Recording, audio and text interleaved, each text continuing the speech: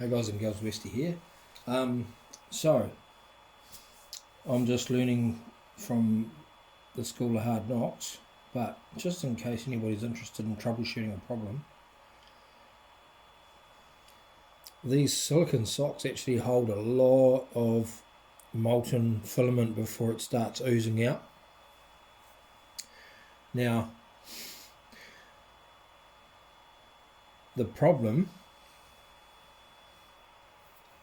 started rearing its ugly head with this is just a raft that I started printing. This is probably the third one that I've had issues with. I came in after almost 98% or 100% print, and the very top 2% was just like this. Right, and I was like, I wonder what's causing that. Maybe the filaments, packing up or something like that. So, but it's taken me a little while to figure out, and then I thought, oh yeah, maybe my and then I had a print where it ended up looking like this. So it's got under extrusion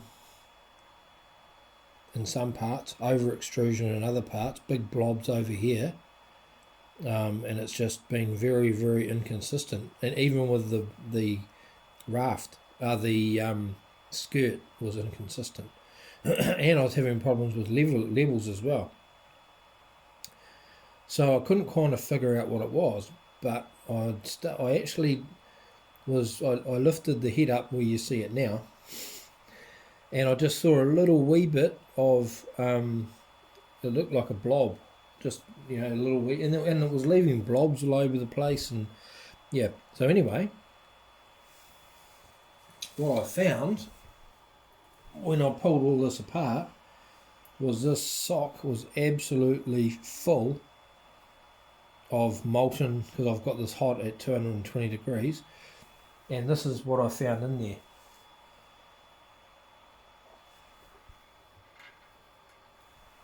Two massive blobs of molten plastic. So that tells you straight away you've got a leak, a hydraulic leak somewhere. So what it was that I just changed all of this drive here, and it ran really good for a couple of prints, and then I've started having these issues. So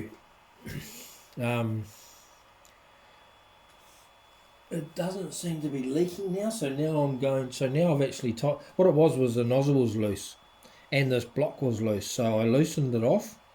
I pulled the filament out, loosened it off, cleaned all that rubbish out, and then I basically I loosened because I've got my bimetallic heat break in here, my titanium and copper one, and I've got, don't touch that because it's 220 degrees, it's pretty hot, I can feel the heat just from my fingertip there. So I loosened this screw here off. I loosened this screw here off like a turn, and then I checked the nozzle was loose. Sorry, first of all I checked the nozzle, it was loose. So I left it loose and loosened this off, and then these two screws here and here, I screwed them up, I tightened them up from underneath, I nipped them up, and then once they were tight, nice and tight, I redid this screw here up.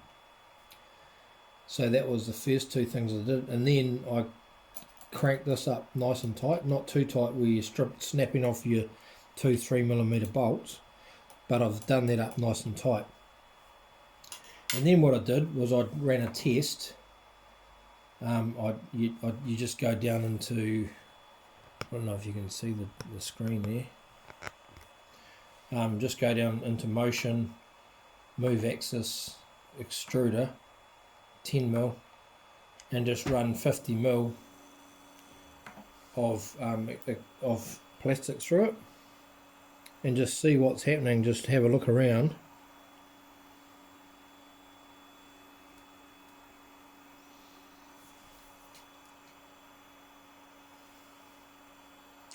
and there's no, I can't see anything coming out from anywhere else. Now it's got enough weight in it, and that's actually come out clean. So now what I'm going to do is I'm going to just double check and do a 100 ml flow test and see whether this actually does punch out 100 ml. So I'm just going to, oh, you didn't see any of that. So I've just pumped 50 millimeters of filament through. So now I'm just going to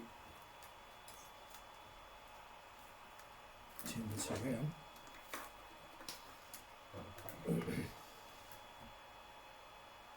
I'm just going to measure off 100 millimeters. So grab your verniers, zero it up,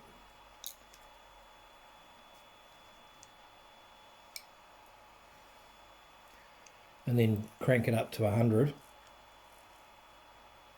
100 is better because you can get you can see the difference. It's a lot, you know, rather than running 10 mil. And this is a good quality, a really good quality. So I can lock that off. Good quality set of verniers. It's a Mitutoyo, made in Japan. So that's 100 mil. So I'll get a white permanent marker, and I'll just lift this up a little bit so you can see. So now what I'm going to do is I'm going to remove the lid off my marker. I'm going to sit my verniers just here on top of this little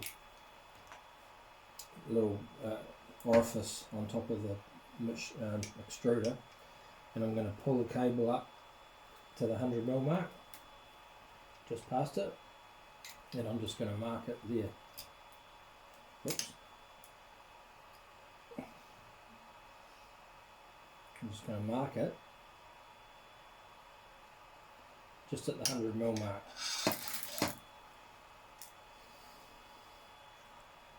It's not very clear actually. I'll just wipe that off. So set that back on there. Just make sure it's still sitting on there. Oops, come on.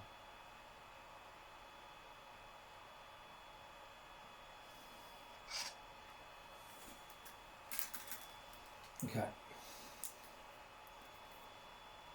And just let that dry briefly.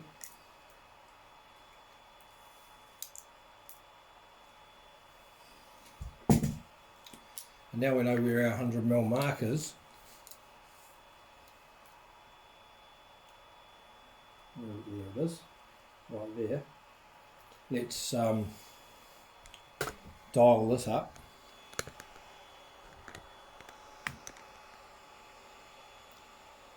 So we've got our temperature at 220. I'm going to crank that up to 235, which is what I'd normally run this PETG. I'll just crank that nozzle temperature up to 235 because that's what I would normally run it at. So we'll wait for that to reach 235.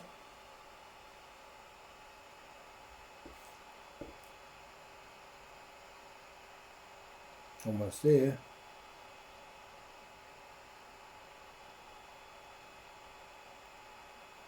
Okay, that's at 235 now, or 236. I haven't got the fans on there, that's why it's a little bit too hot. It's run over a fraction. So click in here, go to motion, roll down to move axis, move extruder, and then go to 10 mil, and then press it, and then dial this up to 100.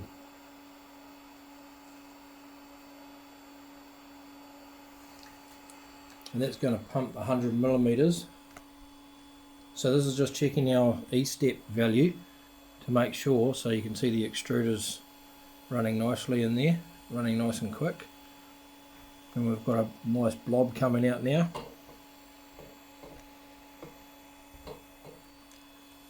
And we need to see how far away this mark comes from sitting on the top of that thing. And also we're checking for leaks around the nozzle and the extruder heat break as well. So here we come, we're getting pretty close now. Perfect. Might even be 2 millimeters over actually. But it is there. But I'm actually going to drop the E-steps a little bit. So we'll just jump in here. Again. And let's get out of there. Go out of motion. And we're going to go to the main menu, configuration, advanced settings, and scroll all the way down until you get to steps millimeter and E-steps. I've got this set at 760. I might dial that down to 750.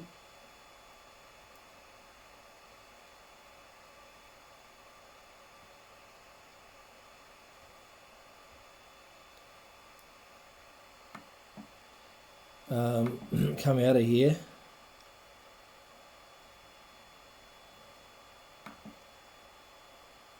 and store the settings. Come back to the main menu, and I'll do another 100 millimeter mark.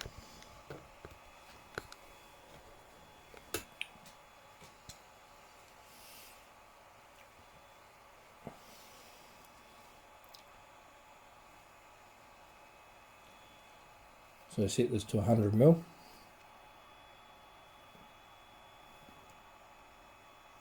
I think the old battery's getting a bit flat, but we should get there before it runs out.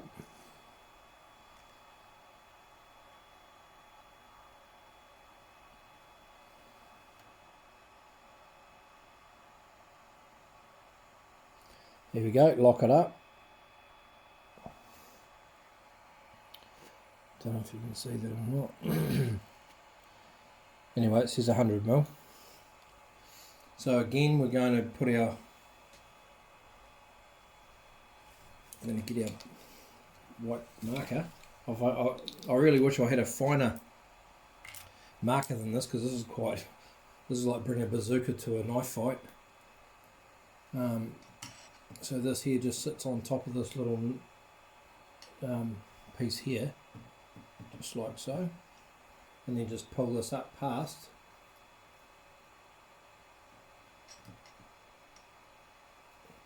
I'm just going to put a little mark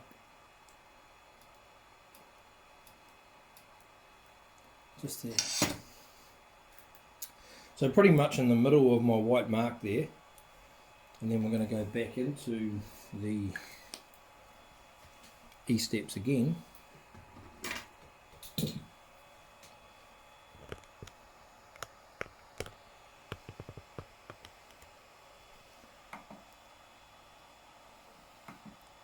Oh, so sorry, so go to configuration, advanced settings, steps, E-steps, millimeters. For E-steps was for the extruder. Oh, sorry, yes, I've already set that. What am I doing? Okay, so I'm just going to go back to the main and then come to motion. Go to move axis, move extruder, 10 millimeters, and then just this goes, you can feel the notches 1, 2, 3, 4, 5, 6, 7, 8, 9, 10. So that's 100 millimeters. And that's feeding through quite nicely now, making a nice pile of mess there.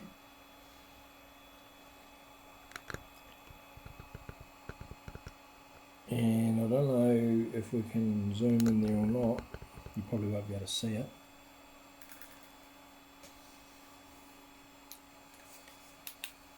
But here's our mark just here. So I'm about halfway into this mark. It should hopefully stop. Yes, that's exactly perfect. So I'm happy with that. So now we know that it's actually pumping out. It's not going to be under or over extruding based on the stepper motor calibration itself. So I've just calibrated that. So again, so since we've run a fair bit of through it, we'll just check to see if we've got any leaks. There's a little bit of black mass above there. So I'm just going to get a little cloth and one of my screwdrivers, and you don't want to touch this with your fingers because it's piping hot, and basically kind of fold the towel around it, paper towel around it, and then feed it in there to try and get some of that ooze out.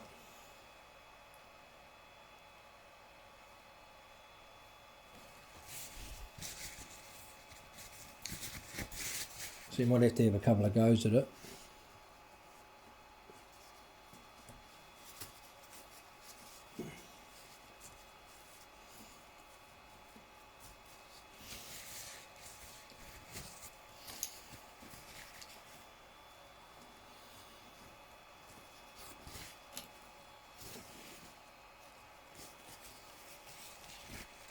Just work away at it.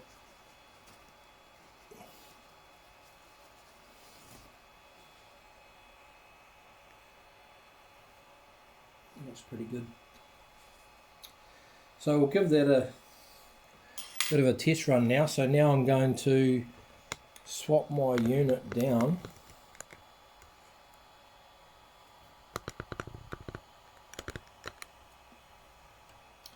to, I'm going to put it on cool down. So temperature cool down, this one here. Oh, it's probably not going to work because the fan will be going hard out, but it's not connected yet. So I'm going to try and just carefully, you've got to make sure this silicone sock's all cleaned out as well. Make sure there's no, bits of residue. You can see that it's pretty hard. It's been, I've pretty much ripped it off a little bit. So I'm probably going to have to buy another one of those, or a couple for spares. Yeah, because there was a fair bit on there. So even with silicone, it sticks pretty hard out. So I'm just going to slip this in while it's still hot. It's still running at 187 degrees. I'm just going to slip it in and try not to burn myself at the same time.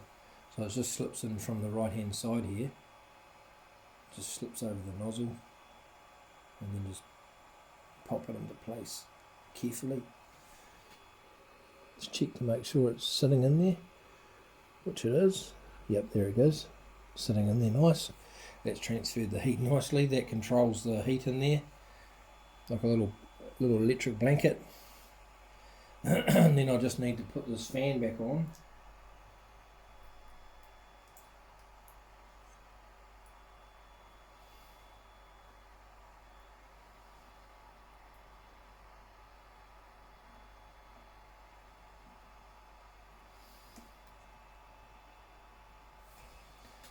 So this is a bit of a two-handed job. So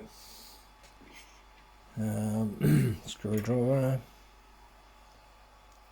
Don't think this is the size here.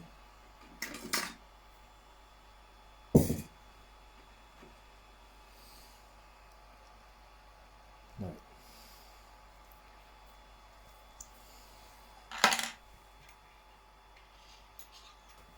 So just make sure that your nozzle's nice and tight before you do this, obviously. Here's my...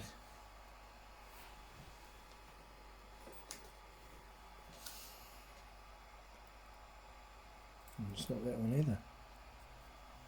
I need to find my other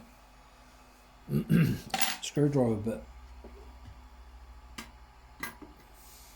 So I'm actually going to have to do that. So I'm just going to put this fan assembly on, and then I'll come back and we'll have to redo the tramming because the Z has all changed because I've lifted the nozzle up. I was wondering why it was changing a bit, and I should have really thought of that.